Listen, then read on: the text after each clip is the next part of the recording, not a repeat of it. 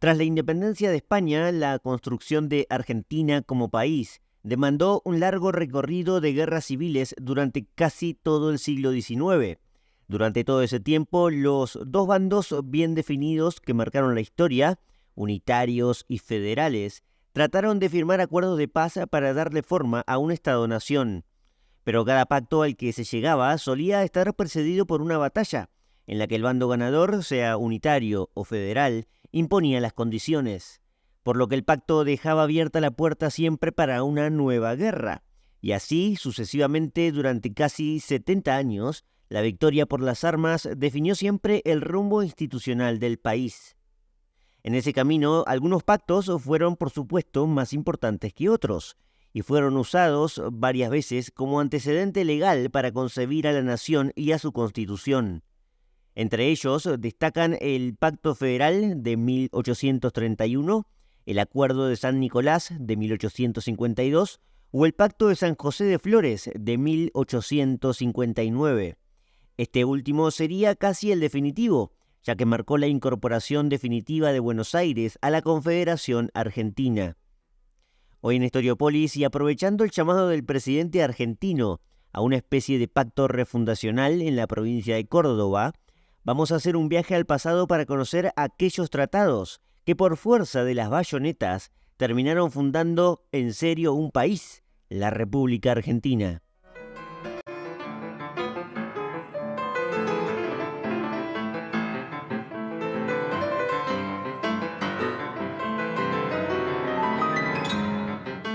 Aunque desde mayo de 1810 se había expulsado al último virrey del Río de la Plata con su capital en Buenos Aires, el último virrey fue Baltasar Hidalgo de Cisneros, por lo menos el último en Buenos Aires, la construcción del Estado argentino llevó mucho más tiempo, entre 50 y 70 años por lo menos. En el medio hubo una larga y cruenta guerra civil entre estos bandos que mencioné en la introducción, unitarios y federales. Al principio no estaban tan bien definidos estos bandos, claro, pero luego ya durante la década del 20 se supo bien identificar cada partido, ¿no? Se podía hablar de un partido político aunque no existiera la estructura política partidaria bien moderna del siglo XX, ¿no?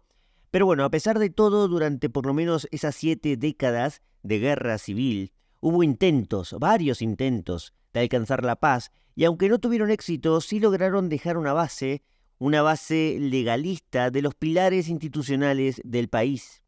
Esos intentos de paz se concretaban en acuerdos escritos, donde algunos gobernadores firmaban un tratado de tregua para luego invitar a otras provincias a unirse. Se reunían en un punto intermedio, pactaban compensaciones o cese de hostilidades, acuerdos ofensivos-defensivos y abrían el camino para la paz. En general, se llegaba a estos acuerdos después de una batalla que resolviera el conflicto. Casi ningún pacto fundacional de la Argentina del siglo XIX logró frenar una guerra a largo plazo, por no decir ninguno. La regla fue que una batalla debía resolver la cuestión previamente para que ambos se sentaran y firmaran dicho pacto. En su obra Historia Política y Constitucional Argentina, el historiador Germán Vidart Campos distingue 28 pactos que configuraron un régimen de tránsito que, aunque no tuvieron vigencia en el acto, sí actuaron como un derecho preparatorio y preliminar para la nación argentina. No sé si fueron en realidad 28, como dice Campos, no llego a contar de hecho 28, pero les prometo que al final del episodio contamos, eso sí, los nombrados, por lo menos, o aunque sea lo dejo en la descripción. Pero hayan sido 28, como dice Campos, 18 o 10, todos necesitaban la supremacía de las armas para imponerse. Y ese es el concepto que quiero que ya quede impregnado en nuestra mente para entender la naturaleza de la Unión Argentina, de la Fundación Argentina del siglo XIX. Pero bueno, lo cierto es que entre tanta guerra hubo intentos legalistas de acuerdos políticos entre los padres fundadores de nuestro país. Y eso vamos a tratar de ver hoy. El documento más importante probablemente, y uno de los primeros, fue la Declaración de Independencia. Hubo algunos previos, pero para ir adelantándonos en el tiempo.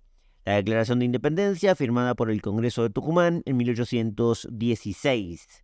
Ese fue el fin de los vínculos políticos en términos institucionales con España, aunque todavía se siguió intentando coronar a algún monarca de una dinastía europea, a un Borbón incluso, en las Provincias Unidas del Río de la Plata. Esto lo vimos, por cierto, con más detalle en un capítulo que hice hace ya tiempo en Historiópolis, que se llama, si no recuerdo mal, Un monarca para las Provincias Unidas del Río de la Plata. La realidad fue que la independencia del 9 de julio de 1816 fue un documento clave, es un documento clave, aunque no sé si cumple los requisitos de pacto, como vamos a ver hoy. Lo que sí ocurrió, firmada la independencia, es que inmediatamente se sembró la discordia. Un año antes, es decir, en 1815, el caudillo oriental José Gervasio de Artigas había proclamado ya una independencia rompiendo con España antes de la del Tucumán. Lo hizo con las provincias de su área de influencia, las provincias del litoral argentino y también la banda oriental, la actual Uruguay. Es decir, la de Artigas no sumó a otras provincias o a la propia Buenos Aires. En la independencia de Artigas no estaba Buenos Aires, como en la independencia de Tucumán no estaba el litoral. Aquello plasmó desde el principio una guerra entre dos facciones, una comandada por Artigas y la otra por Buenos Aires. De a poco se va a ir esgrimiendo cómo Artigas era el representante de los federales y los dirigentes de Buenos Aires, los representantes del unitarismo. Pero bueno, eso va a ir variando mucho durante el siglo XIX. Algo similar ocurrió más tarde, en 1819, con otro documento relevante, que fue el primer intento de sancionar una constitución para el nuevo Estado, cosa que en 1816 en Tucumán había quedado pendiente. La Constitución de 1819 fue sancionada por Buenos Aires, pero sin los consentimientos necesarios. Eso desató un caos imposible de resolver en el propio puerto bonaerense. Las provincias del interior no estaban de acuerdo. Las fuerzas, de hecho, del interior, que eran lideradas principalmente por la provincia de Santa Fe y por su gobernador, un lugarteniente de Artigas llamado Estanislao López, invadieron Buenos Aires y dieron lugar al convulso año de 1820. En el puerto gobernaba un tipo llamado José Rondó, en el puerto rioplatense, en Buenos Aires. Gobernaba una entidad política conocida como el Directorio Supremo. El título completo es Directorio Supremo de las Provincias Unidas del Río de la Plata. Rondó salió al cruce de los federales, que eran comandados por Santa Fe, pero también por Entre Ríos, y fue derrotado, Rondó, en la batalla de Cepeda. En la primera batalla de Cepeda, porque más adelante va a haber otra, como ya veremos. En esta batalla, por lo menos, la primera, Rondó fue vencido. Se desarrolló este duelo el 1 de febrero de 1820. Aquel triunfo del interior de los federales obligó a suprimir esta entidad de la que hablamos recién, tan rimbombante, la del Directorio Supremo. El directorio tenía la intención, desde su creación en 1814, de gobernar desde Buenos Aires y de forma centralista todas las posesiones del ex virreinato. Aquello resultó imposible por falta de fuerzas, de milicias, de armas. Pero también fue imposible porque poco hicieron los porteños para agradar al interior del virreinato, del país. A partir de la batalla de Cepeda, el primer intento de la unidad nacional, por lo menos con capital en Buenos Aires y con ciertos tintes unitarios, todo hay que decirlo, quedó en stand-by, quedó en espera. Y así también fue plasmado el primer pacto formal que encontramos en este viaje, a partir de la batalla de Cepeda del 1 de febrero de 1820, el Tratado del Pilar, que se firmó 22 días después de la batalla de Cepeda, el 23 de febrero de 1820. Se realizó en Pilar, por eso se llamó así, en el actual municipio de Pilar, y se rubricó con su primitiva capilla que estaba en ese lugar, en donde hoy está la Plaza Pilar, el municipio, en el centro de la ciudad, y se firmó en allí había una capilla muy primitiva en ese entonces. Al municipio se lo conoce hoy como la cuna del federalismo por el hecho de haber sido sede de este tratado. Los firmantes por el lado federal fueron el gobernador de Santa Fe, el ya mencionado Estanislao López, y el de Entre Ríos, Francisco Ramírez. Por Buenos Aires firmó un gobernador interino, Manuel de Zarratea. Se llamaba en el Tratado de Pilar también a un congreso constituyente, en la ciudad de San Lorenzo, en Santa Fe. El tratado implicaba una breve tregua entre Buenos Aires y las provincias de Santa Fe y Entre Ríos, pero tuvo inmediatamente dos consecuencias. La primera consecuencia fue que el tratado desconocía la autoridad de Artigas, que había sido derrotado por el Imperio portugués en esos años, que había invadido sus posesiones, no en el litoral, sino en la banda oriental, donde se incluía Montevideo. Artigas ya reunía muy pocas fuerzas, muy pocos apoyos. Llamó entonces a los caudillos que le quedaban a mano, a las provincias de Misiones y Corrientes, y firmó en abril, es decir, 2 meses después del Tratado del Pilar, otro pacto, quizás no tan conocido por la historia, que se llamó el Pacto de Ávalos. Este se firmó en la actual provincia de Corrientes, y fue una forma de contraponer lo resuelto en Pilar, una forma de plasmar, por lo menos a ojos nuestros, se plasma claramente que había dos bandos. Se firmaba un pacto por un lado y un pacto por el otro, como había ocurrido en 1816. Se firmaba una independencia en Tucumán y una independencia firmaba por su parte Artigas. El pacto de Ávalos se firmó, como dije, en la provincia de Corrientes. Sin embargo, este pacto tuvo menos fuerza que el del Pilar. Artigas ya estaba en su ocaso del poder. Había sido derrotado por el Imperio portugués y luego ya sería derrotado completamente por un lugarteniente suyo, no el gobernador de Santa Fe, sino el de Entre Ríos, Francisco Pancho Ramírez. El de Ávalos se considera, a pesar de todo, de haber tenido poca fuerza, uno de los pactos preexistentes a los que harían mención, y hacen mención de hecho, la Constitución argentina actual. Esa fue una consecuencia, claro, una de las dos que mencionamos, la consecuencia de esto que mencionamos, las dos derivaciones del Tratado del Pilar. Una de ellas fue el fin del poder de Artigas. La otra consecuencia, y quizás más relevante, fue el cimbronazo en el Cabildo de Buenos Aires. Los porteños no estaban de acuerdo con lo firmado en Pilar, no estaban contentos tampoco con Zarratea, este gobernador interino, así que el Cabildo lo depuso a Zarratea y eligió nuevas autoridades. Pero el vacío de poder era demasiado visible, se observaba a kilómetros de distancia. Se sucedieron entonces 5 gobernadores en menos de 3 meses, en 1820. Quien se ungió entre todo este caos en el puerto fue Manuel Dorrego, un político que había sido exiliado un tiempo en Estados Unidos y que era muy conocido por los porteños. Pero Dorrego tampoco duró mucho, estuvo 3 meses en el poder. Aunque si tomamos la situación de 1820, 3 meses fue bastante. Debió luego renunciar porque salió derrotado nuevamente contra la provincia de Santa Fe. Sí, Dorrego había vuelto a enfrentar al interior, había desconocido todo el Tratado del Pilar, pero llevó a Buenos Aires a una nueva derrota y a un nuevo problema sucesorio.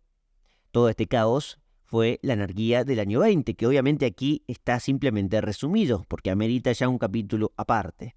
Tras la derrota de Dorrego, que se consumó en la batalla del Gamonal, en Santa Fe, asumió en Buenos Aires un estanciero devenido en militar, llamado Martín Rodríguez. Este sí, finalmente hizo las paces con López y con Santa Fe. Los representantes de ambas provincias, de Buenos Aires y de Santa Fe, se reunieron en los límites de sus territorios de las dos gobernaciones, a la altura del actual San Nicolás de los Arroyos. En una estancia se reunieron, una estancia llamada La Esperanza, y allí firmaron un nuevo acuerdo de paz, el Tratado de Venegas, que era una forma de revivir lo expuesto en Pilar, pero que se había incumplido. Se llamó Tratado de Venegas porque la estancia donde se firmó era propiedad de un hacendado rosarino muy acaudalado, que se llamaba José Tiburcio Venegas. Con este tratado, el de Venegas, además de poner punto final a la guerra interprovincial, se convocó también a un congreso en Córdoba, ya que Córdoba fue mediadora de este acuerdo. Santa Fe, por su parte, obtuvo una gran recompensa monetaria por las pérdidas ocasionadas en la guerra. Sin embargo, esto no fue otorgado por el propio gobernador, Martín Rodríguez, porque no tenía la suficiente cantidad de dinero para compensarlo, sino que fue a través de cabezas de ganado, como se hacían las cosas en estos tiempos, obvio, todo propio de estancieros. Quien se acercó para ayudar a este acuerdo fue otro estanciero muy importante, que se llamaba Juan Manuel de Rosas, un gran personaje de este acuerdo y también de la Argentina que vendría después. Era también un acaudalado estanciero bonaerense que le entregó 25.000 cabezas de ganado a Estanislao López, a la provincia de Santa Fe. El Tratado de Venegas es un documento escrito que aún lo tenemos y en su artículo 1 dice lo siguiente: habrá paz, armonía y buena correspondencia entre Buenos Aires, Santa Fe y sus gobiernos, quedando aquellos y estos en el estado en que actualmente se hallan. Sus respectivas reclamaciones y derechos serán consagrados en el próximo Congreso Nacional, que se llamaba Córdoba. Pero bueno, lo firmado en Venegas selló la unión de Buenos Aires con Santa Fe y la predisposición de paz temporal de Córdoba también. Pero no se firmaba nada aún con las demás provincias. Claro, cuando uno mira Venegas y ve que es uno de los tratados más importantes y pioneros, junto con el de Pilar, encuentra que solo está Buenos Aires y Santa Fe. Y Córdoba, aunque no firma, se presta a estar de acuerdo, digamos, pero firmantes están Buenos Aires y Santa Fe, nada más. En Venegas, por ejemplo, no estuvo Entre Ríos. Entre Ríos, que había sido parte victoriosa de la batalla de Cepeda y que había dado origen al Tratado del Pilar. Aquí no estuvo Entre Ríos, y aquello provocó la ira de su gobernador, Pancho Ramírez, al que ya mencionamos un par de veces, lo que trajo como consecuencia una nueva guerra, ya no con Buenos Aires de por medio, sino entre Santa Fe y Entre Ríos. Pancho Ramírez, además, se había proclamado líder absoluto de su provincia. Se declaró jefe supremo de una república en el litoral de la República de Entre Ríos, que unía a las actuales provincias de Corrientes y Misiones. La guerra entre López y Ramírez, entre Santa Fe y Entre Ríos, se había desatado, y finalmente la ganó López, la ganó en 1821. Como agregado, Ramírez fue abatido por tropas cordobesas mientras intentaba escapar hacia Chile. Tras la muerte del caudillo entrerriano, la República de Entre Ríos se esfumó con él y se disolvió con la llegada de un nuevo gobernador llamado Lucio Norberto Mansilla y ya aliado de Santa Fe, también de Buenos Aires. La República, esta entidad que había creado Ramírez, duró solo un año, entre 1820 y 1821, y para 1822 la provincia se unió al Tratado de Venegas, el que tenía a Buenos Aires y Santa Fe como firmantes. También se unió una provincia independiente que ahora aparecía que era la de Corrientes, ahora ya directamente separada de aquella efímera República de Entre Ríos. Se rubricó de esta forma un nuevo tratado, la renovación del Tratado de Venegas, que fue conocido como el Tratado del Cuadrilátero, firmado el 25 de enero de 1822 por Buenos Aires, Santa Fe, Entre Ríos y Corrientes.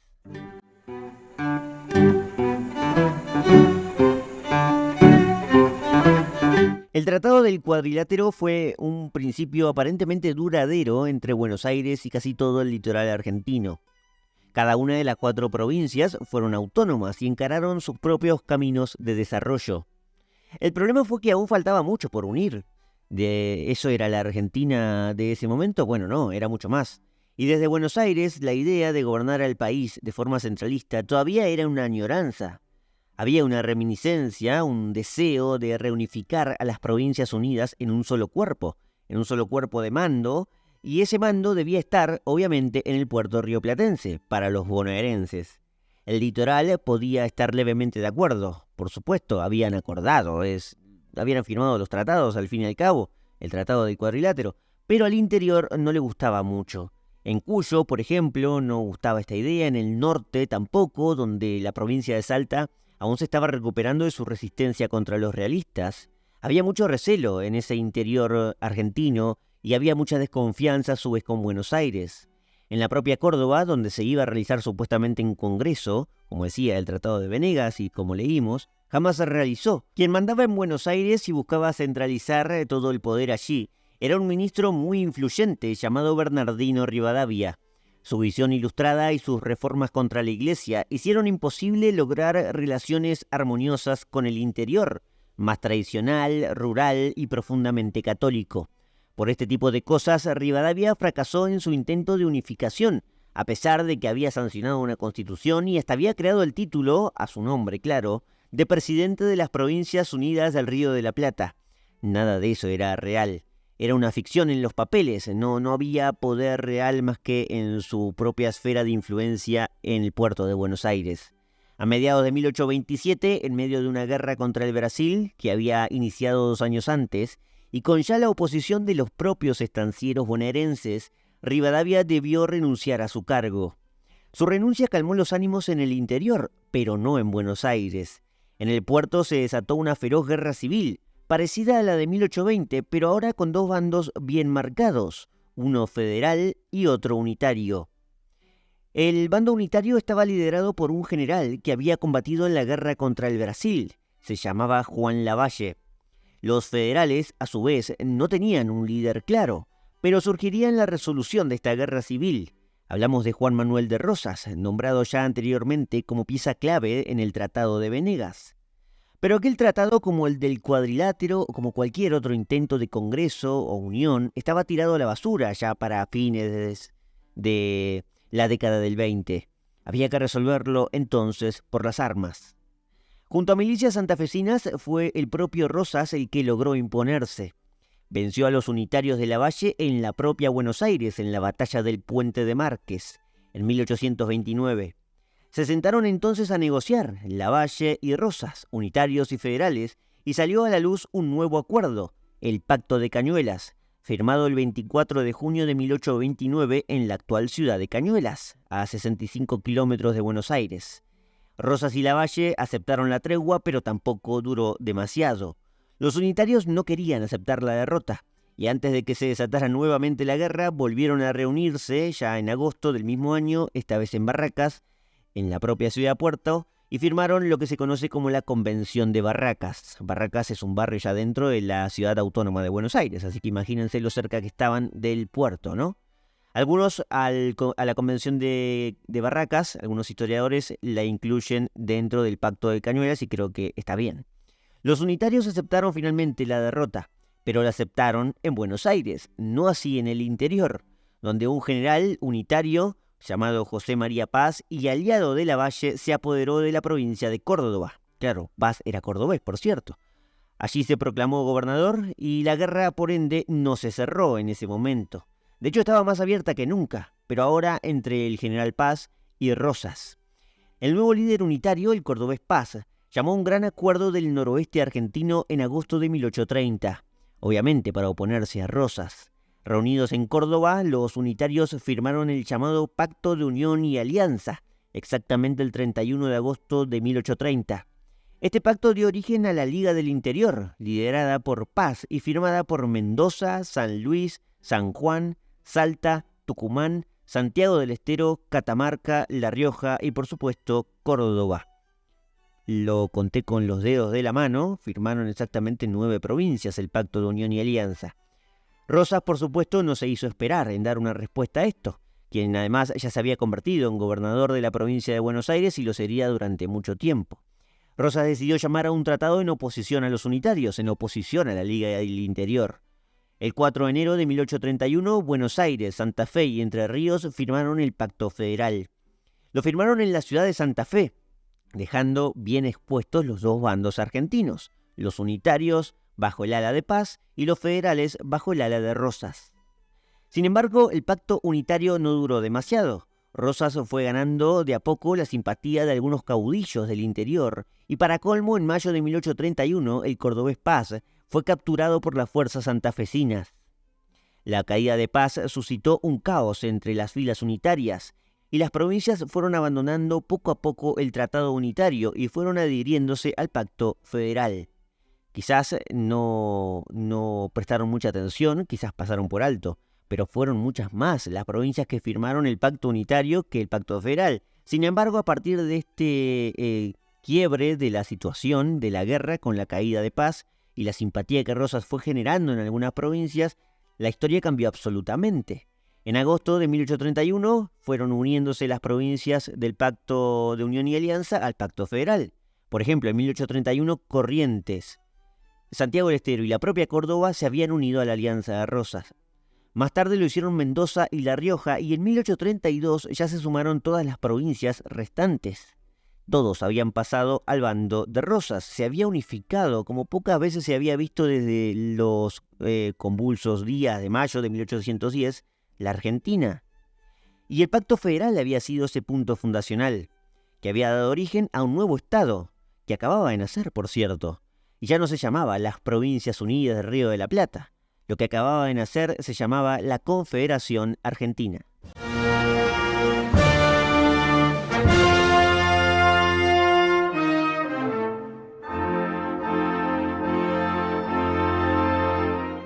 El Pacto Federal fue el tratado más duradero y acatado por todas las provincias hasta ese momento. Y es más, voy a ser un poco más ambicioso. Fue, de hecho, el primer gran tratado que logró tener éxito en la construcción de un Estado argentino. Ese Estado fue la Confederación, que por supuesto convivió con guerras constantemente, pero permaneció unida por lo menos 20 años. Y eso era bastante para cómo venía la mano, ¿no? Si siguen esta secuencia. El líder indiscutido de la Confederación fue Rosas, quien gobernaba la provincia de Buenos Aires con mano de hierro, y sus fuerzas salieron ilesas en casi todas las batallas que tuvo que enfrentar, que no fueron pocas. Además, soportó invasiones, rebeliones internas y hasta una guerra contra ingleses y franceses, y aún así permaneció en el poder. Por cierto, hay un capítulo sobre Rosas que hice ya hace un tiempo, se llama así, de esta guerra contra los ingleses y franceses, las cadenas de Obligado, si no me equivoco. El mayor foco de resistencia para Rosas estaba igualmente cruzando el Río de la Plata, no estaba ni en Londres ni en París, estaba en la ciudad de Montevideo puntualmente, donde se refugió toda la facción antirrosista, los antiguos unitarios. Sin embargo, el golpe a Rosas llegó del lugar más inesperado, ni de Montevideo ni cruzando el Atlántico, llegó desde la propia Confederación, desde la provincia de Entre Ríos, una de aquellas 3 provincias fundacionales del Pacto Federal en 1831, sí. Su gobernador, el de Entre Ríos, que era un experimentado militar llamado Justo José de Urquiza, se rebeló contra Rosas en 1851, justo 20 años después del Tratado del Pilar, del Pacto Federal, perdón, ya tengo tantos pactos que me olvido. Entre Ríos entonces, en 1851, con Urquiza a la cabeza, abandonó la Confederación. Su rebelión pasó a la historia incluso como el pronunciamiento de Urquiza, del 1 de mayo de 1851, donde Urquiza hace una proclama de independencia. Sin embargo, Entre Ríos en esa proclama no renegaba del Pacto Federal de 20 años antes. Lo que sí demandaba era la sanción de una constitución, avalada por un Congreso Constituyente que hasta aún en ese momento no se había llamado. Es decir, Urquiza argumentaba que el Pacto Federal estaba bien, no estaba mal. Era un principio legal importante, pero ahora necesitaba la Confederación una constitución. Rosas entendía, a su vez, por su parte, que aún no estaban todas las cosas, las condiciones dadas para un Congreso y todo ese tipo de cosas, y veía al Pacto Federal como suficiente por el momento. No sé si como una constitución, pero bueno, ahí ya entramos en un debate de historiadores, ¿no? De si el Pacto Federal funcionó o no como una constitución. No viene al caso responder esto hoy. Lo que sí, si les interesa este asunto, tenemos 2 capítulos hechos con el historiador Pablo Schurman, en donde sí hablamos de estos temas, de los principios constitucionales de Argentina. Volviendo al punto entonces, el pronunciamiento de Urquiza fue un viaje de ida. No había vuelta atrás. Las relaciones entre Buenos Aires y Entre Ríos estaban rotas, lo que abría un nuevo camino para la guerra. A Entre Ríos se le unió Corrientes, pero fue la única provincia que se unió a su proclama. Sin embargo, esta debilidad local que tenía Urquiza se solventó con otros aliados de afuera y muy importantes. Urquiza venía con 2 aliados puntualmente muy relevantes, los unitarios primero exiliados en Uruguay, en Montevideo, y las tropas del Imperio del Brasil. Es decir, Urquiza sabía muy bien que no estaba solo en esta batalla, así que el pronunciamiento fue una forma de declararle la guerra a Rosas. Todos se unieron, por cierto, para sacar a Rosas del poder y, por cierto, lo lograron. Las fuerzas federales no pudieron soportar el avance unitario y lograron finalmente derrotar al caudillo bonaerense el 3 de febrero de 1852, en la famosa Batalla de Caseros. Así se terminaba entonces la vida política de Rosas, que por cierto logró escapar de la batalla, porque podía haber sido fusilado por Urquiza, y logró exiliarse en Inglaterra. Un exilio definitivo porque allí terminó sus días hasta su muerte en 1877. En Buenos Aires, Urquiza hizo una entrada triunfal y lo hizo en la propia residencia de Rosas, en el barrio de Palermo. Allí llamó además a formar un congreso constituyente. Quería avanzar en este asunto rápidamente, Urquiza. Esta decisión, por cierto, fue reconocida como el Protocolo de Palermo, el 6 de abril de 1852. Todo muy rápido, habían pasado 2 meses nomás de la derrota en Caseros de Rosas. Unos días después, el 31 de mayo, el tratado se hizo formal en la ciudad de San Nicolás, pasando a la historia como el Acuerdo de San Nicolás, el 31 de mayo de 1852. En San Nicolás, por cierto, quedó vigente el Pacto Federal, no se tocaba nada de aquello. Y el Congreso se reuniría, ahora sí, para sancionar una constitución. Se reuniría en la ciudad de Santa Fe. El 1 de mayo de 1853 fue finalmente sancionada la Constitución argentina, de forma apurada, por supuesto, a las apuradas. Urquiza se convirtió en presidente de la Confederación Argentina, que como dije, esta entidad siguió existiendo, avalada en el Pacto Federal. Pero aquello trajo nuevos problemas, aunque no estuviera Rosas en el medio. En Buenos Aires habían rechazado, por cierto, el Acuerdo de San Nicolás, y por lo tanto también la Constitución de 1853. No solo eso, Buenos Aires había declarado su separación de la Confederación, dando origen a un estado propio, separado de Argentina, el Estado de Buenos Aires. El puerto rioplatense, como respuesta, fue sitiado por Urquiza durante largos meses, pero no logró solventarlo en el tiempo. Tuvo que levantar el sitio después de largos meses Urquiza y Buenos Aires consiguió la independencia de la Confederación, lo que había iniciado con Entre Ríos separándose de la Confederación. Cuando Entre Ríos, el Entre Ríos de Urquiza, ganó la guerra y unificó la Confederación, fue la propia Buenos Aires, que ya no tenía Rosas entre sus filas, dato importante, la que decidió no coexistir con la Confederación Argentina. La nueva realidad, así las cosas, durante los siguientes años, fue la de una Argentina partida en dos mitades, y en dos mitades bien marcadas, incluso en un mapa. Por un lado estaba la Confederación, que había ungido al propio Urquiza como presidente y líder absoluto, y que había llevado la capital además a la ciudad entrerriana de Paraná. Por el otro lado estaba el Estado de Buenos Aires, donde su gobernador, un tipo llamado Valentín Alsina, mantuvo el control del puerto y de la aduana, y la hostilidad con la Confederación fue la norma durante los siguientes años. El gobernador Alsina era un enérgico aislacionista, aunque en su gabinete había distintas fuerzas. De hecho, una de ellas era muy disidente de la posición alcinista, digamos, que estaba en pos de la organización nacional, por supuesto con la idea de hacer valer la supremacía bonaerense, pero quería unir a la nación. Estaba liderada esta fuerza por Bartolomé Mitre, que integraba el gabinete de Alsina. Aquí también vale destacar una cuestión económica no menor, muy importante de hecho. Buenos Aires, gracias a su puerto en la boca del Río de la Plata, constituía un caudal comercial inagotable. Las arcas del Estado de Buenos Aires, que recaudaban a partir de ese comercio, estaban llenas, y la ciudad puerto ya se distinguía como la más rica, incluso de Sudamérica, pero mucho más rica, por cierto, que el interior, que era lo importante, que el interior argentino. No solo más rica que la Confederación, por cierto, también más rica que la propia Buenos Aires provincial. De hecho, a ver, el puerto de Buenos Aires, por sí solo, era más rico que la propia provincia de Buenos Aires, para ponerlo bien claro. Es más, vamos a ponerlo en números concretos para que se entienda. Todo el territorio de la Confederación Argentina, de la cual estoy ilustrando ahora con un mapa, tenía por entonces, en la década del 50, unos 740.000 habitantes.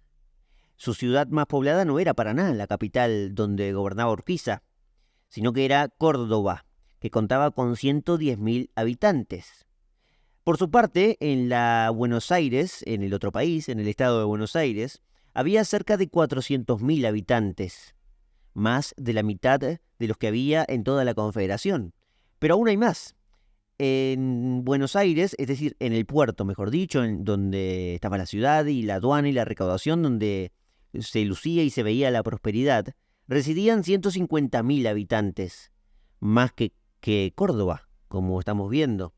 Es decir, 150.000 habitantes representaba casi el 25% de toda la población de la Confederación Argentina. Esto lo digo claro para ponerlo todo en números, ¿no? A su vez también el comercio no era el mismo en el interior. Paraná, su capital, no podía acercarse en nada al flujo comercial rioplatense.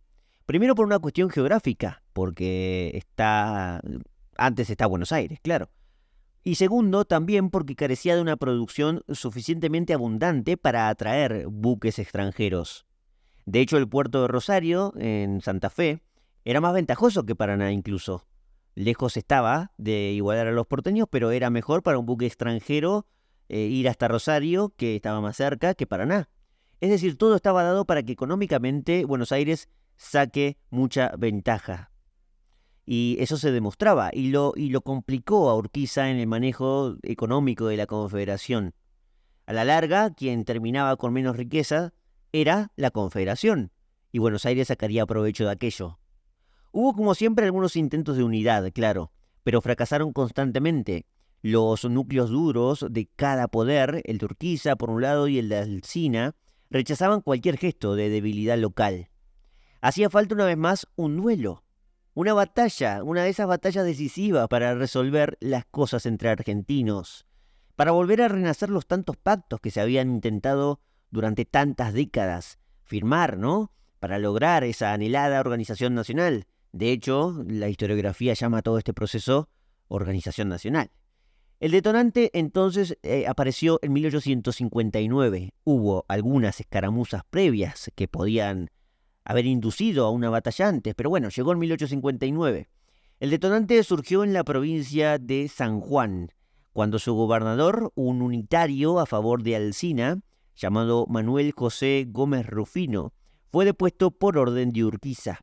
Esto era un problema también para Urquiza, claro, ¿no? Que un gobernador en una provincia de su confederación cambie y se ponga a favor de Buenos Aires, ¿no? Si ya estaban los ánimos caldeados, eso era un problema. Así que Urquiza no quiso drama con esto y ordenó deponerlo. La confederación intervino en la provincia y nombró a otro gobernador, a un gobernador a favor de Urquiza, a un federal. Aquello fue solo una excusa en realidad. Los ánimos ya venían caldeados y todo estaba dado para una batalla. En Buenos Aires, por supuesto, aprovecharon para subir el tono de aquello, la prensa también. A decir verdad, de hecho la intervención fue una especie de provocación para que todo se desate, para que la guerra se diera. La situación era demasiado evidente y cada parte se preparaba entonces para esa batalla.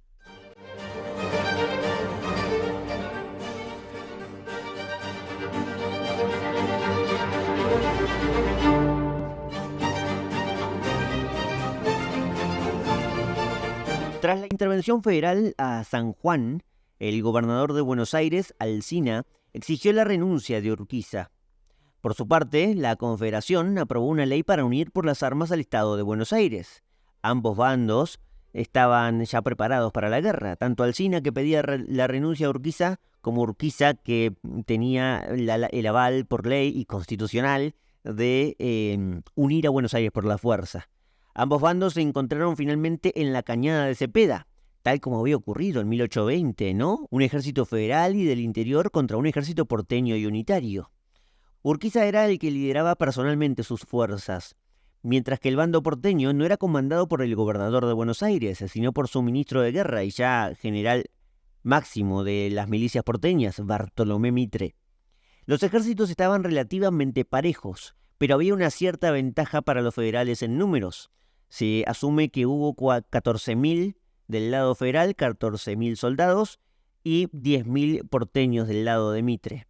La batalla de Cepeda entonces tuvo lugar el 23 de octubre de 1859, justo en los límites de la provincia de Santa Fe y Buenos Aires.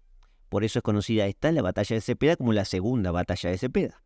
El triunfo fue para Urquiza, que no solo tenía más hombres, sino quizás más experiencia. Por lo tanto, venció a Urquiza y también venció a la Confederación, claro, pero sin causarle demasiados daños a Buenos Aires. No tuvo grandes bajas el conflicto y Mitre además logró escapar del duelo. Volvió incluso a Buenos Aires prácticamente ileso y los porteños vieron aquello como una autoestima de que la guerra no estaba perdida, a pesar de que la batalla la había ganado Urquiza. Urquiza avanzó entonces hacia el puerto, aunque lo hizo a pasos cautelosos. Ya mostraba Urquiza algunas señales de buscar una negociación. Sabía que contaba con ciertas desventajas a largo plazo, de que no podía mantener una guerra durante tanto tiempo. Se posó a principios de noviembre sobre San José de Flores, en el actual barrio porteño de Flores. Ya estaba casi al lado del puerto, por cierto, apenas 10 o 15 kilómetros de lo que hoy es Puerto Madero, y desde allí se posó, estableció un cuartel y pidió la renuncia indeclinable de Alsina. Alsina, por cierto, era el que había pedido la renuncia a Urquiza. Ahora Urquiza le jugó con la misma arma, ¿no?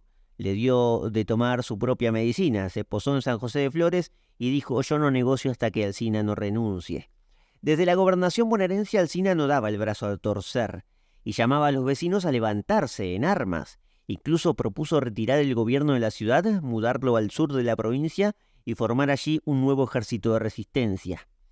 Bueno, aquello ya era un delirio. Los propios legisladores le dijeron a Urquiza que se estaba pasando y lo apartaron del poder. A él y a todo su gabinete, por cierto. Se formó un gobierno provisorio para negociar con Urquiza. El gestor de ese acuerdo fue el propio Mitre, por cierto, que desplazado a Alsina ya era el político bonaerense más importante. En el campamento de Urquiza se juntaron entonces los representantes de cada bando y firmaron allí el último de los grandes pactos, el Pacto de Unión Nacional, como fue llamado en la firma, pero pasó mayormente a la historia como el Pacto de San José de Flores, por el lugar en donde acamparon los confederados de Urquiza. Firmado el 11 de noviembre de 1859, Buenos Aires se declaraba finalmente parte integrante de la Confederación Argentina, y a cambio propondría reformas a la Constitución de 1853, ya que Buenos Aires no había estado allí, ni en el Congreso Constituyente de Santa Fe. Se llevó adelante de esta manera la Reforma Constitucional de 1860, que fundamentalmente, aunque tuvo varios cambios, oficializó la Unión de Buenos Aires. El Pacto de San José de Flores fue un producto directo de la Batalla de Cepeda, que aunque la había ganado Urquiza, todavía faltaba un capítulo más. En Buenos Aires, el líder indiscutido ya era Bartolomé Mitre, que se había de hecho convertido en gobernador en 1860, mientras se concluían los acuerdos para la reforma constitucional. Mientras Mitre reunía poder y riqueza en Buenos Aires, y había salido además favorecido en cierta forma con la reforma constitucional, los federales se daban cuenta de que Buenos Aires terminaba concentrando el poder igual. Justo lo contrario por lo que habían luchado durante tanto tiempo, ¿no? Tanta guerra, tanto esfuerzo, tanto liderazgo absoluto de Urquiza para que una a Buenos Aires por la fuerza, y en la Constitución de 1860 se terminaba redactando un pacto a favor de Buenos Aires. Por lo tanto, los ánimos seguían caldeados, y fue otra vez en San Juan, en la provincia de San Juan, donde apareció el detonante. En San Juan, por cierto, seguía gobernando el interventor que había puesto Urquiza. Allí los fervorosos liberales, que estaban muy a favor, por supuesto, de Mitre y los porteños, tomaron las armas y asesinaron a aquel gobernador, aquel que había sido puesto a dedo por Urquiza, que se llamaba José Antonio Virasoro. San Juan nuevamente se había convertido simplemente en la excusa, pero esta vez no para Urquiza, sino para Mitre, porque nuevamente la Confederación había mandado a intervenir San Juan, y además fusilaron directamente al gobernador que habían puesto los liberales. Así que la guerra estaba nuevamente llamada. Cuando Mitre se enteró que nuevamente intervinieron la provincia en San Juan, ya en 1861 desconoció todo lo pactado en San José de Flores, que él mismo había afirmado. Otra vez una batalla debió resolver la cuestión. Otra vez Urquiza y Mitre volvieron a enfrentarse, pero esta vez la victoria fue para los porteños de Mitre. Ya en la batalla de Pavón se encontraron el 17 de septiembre de 1861, muy cerca de donde se habían enfrentado 2 años antes, en Cepeda. Urquiza, que pocas ganas ya tenía de seguir guerreando, aceptó la derrota, negoció la paz con Mitre y volvió a su provincia natal, Entre Ríos, donde volvería a ser gobernador. Los federales más acérrimos del interior del país jamás le perdonaron su acuerdo con Mitre, porque al fin y al cabo había terminado acordando. Unos años después lo asesinaron en su casa de campo. La victoria de Mitre en Pavón fue la victoria del unitarismo porteño, pero Mitre, quien encabezará ya el poder nacional, no solo el Estado de Buenos Aires, decidió finalmente reconocer el texto constitucional, el que se había aprobado en 1860, y también reconoció casi la totalidad de lo firmado en el Pacto de San José de Flores. Lo había desconocido para entrar en guerra, pero una vez que ganó lo reconoció finalmente, casi la totalidad de las cláusulas reconoció. Es decir, al final Mitre quería en realidad mandar él, simplemente, ¿no? Y la verdad que mostró mucha habilidad política para lograrlo, para alcanzar ese lugar al que tanto anhelaba. En 1862, de hecho, fue elegido presidente, ya de una nueva entidad unificada, que no era la Confederación. Tiró abajo aquello de Rosas y de Urquiza que tanto tiempo había durado y fundó la República Argentina. Lo que sí quedaba por resolverse era el reparto de la recaudación de la aduana, un tema sensible que había marcado la supremacía económica de Buenos Aires, y también la consecuencia federalización de la ciudad de Buenos Aires, porque se pretendía repartir los ingresos de la capital hacia el interior. Eso estaba pactado en el San José de Flores. Pero bueno, estos temas fueron omitidos por Mitre, que se propuso otro tipo de plan de gobierno, y provocó eso nuevos levantamientos en el interior de caudillos, aunque ninguno logró grandes éxitos. Los levantamientos ya en el gobierno de Mitre y posteriormente en el de Sarmiento merecen de hecho otro capítulo. Pero bueno, quien sí resolvió la cuestión de la capital y de la aduana fue un presidente ya posterior, Julio Argentino Roca, pero ya tiempo después, en 1880. Y lo hizo ya sin pactos, acuerdos o tratados, lo hizo por la fuerza militar, ya que al fin y al cabo todo se había resuelto de esta forma, con independencia de lo escrito en un papel. Nos tenemos que quedar entonces con el Pacto de San José de Flores, el de 1859, como el último gran pacto fundacional argentino. Allí están las bases de la organización nacional, se cumplieran o no. Y aunque había sido obra de una victoria de Urquiza en Cepeda, terminó siendo obra de Mitre en la victoria de Pavón. Aquello dejó demostrado que a pesar de lo mítico que puede sonar un acuerdo en los papeles, nada podría haberse logrado sin la supremacía de las bayonetas.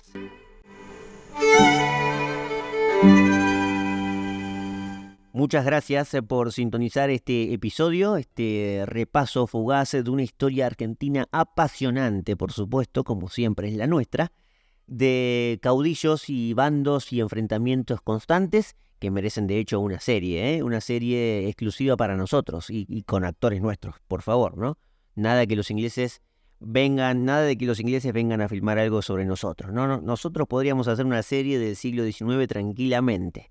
Pero bueno, aquí cerramos el episodio que trató de ser una muestra de lo efímero que somos los argentinos para pactar algo en los papeles y lo necesario que es para nosotros el dominio de las armas.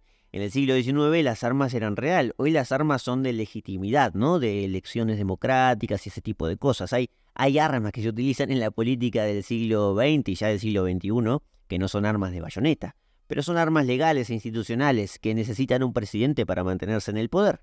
El presidente argentino, que llamó recientemente a un pacto en Córdoba para el 25 de mayo, debe repasar esta historia argentina, que necesita armas para solventar un pacto entre provincias, ¿no? Entre gobernadores y ese tipo de cosas. Pero nada, hasta aquí llegamos entonces. Gracias a todos por estar del otro lado. Los invito a que comenten qué les pareció este capítulo, si les gustó. También los invito a que le den like, a que si no están suscriptos, que se sumen al club de Historiopolis. También hay un club exclusivo para miembros de Historiopolis, así que tenemos de todo. Dejo todo en la descripción. Y sin más, me despido aquí y los espero el próximo sábado, para un nuevo episodio de Historiopolis. Muchas gracias por acompañarnos.